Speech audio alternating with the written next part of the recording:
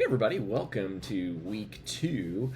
This week we'll start to dive into measuring and evaluating performance. We'll start to look at what we measure, how we measure it, but it's most important to kind of take a look at why we measure some of the things that we do. Quite frankly, a lot of the things we do measure we probably shouldn't be measuring.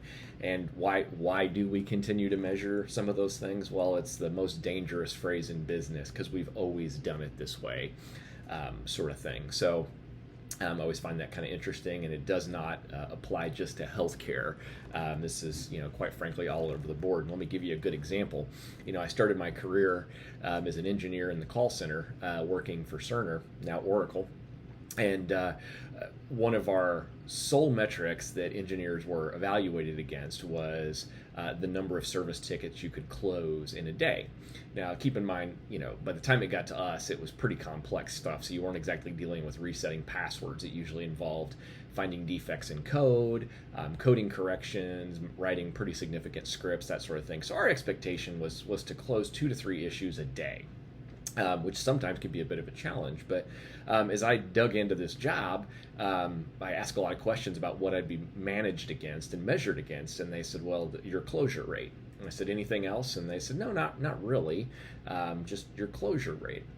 So I put all my effort into closing as many help desk tickets as I possibly could, and by the time I had met my 1-year performance evaluation, I was closing 4 to 5 help desk tickets a day, which significantly above average. So management was happy. However, they sat down with me and they said, well, your closure rate is fantastic. You're in the top 5% of the organization, which is great. But when we dug in and we looked at your documentation, so how do you document what you did to fix the issue? It's some of the worst documentation we've ever seen.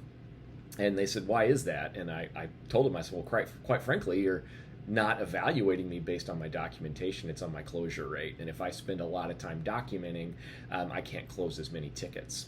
And they said, okay, well, you really need to work on your documentation. And I said, okay, sounds good. And in closing, are you still going to measure me based on ticket closures? And they said, yes.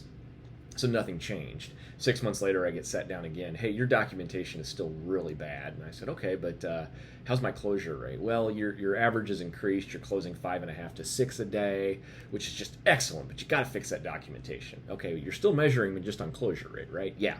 So ultimately what happened was they had to change the measurement. So they came out with this scorecard of how they would evaluate your overall documentation of an issue. So then I made it a priority. So keep that in mind as we start to tear some of this apart. So that'll be our big topic for week 2.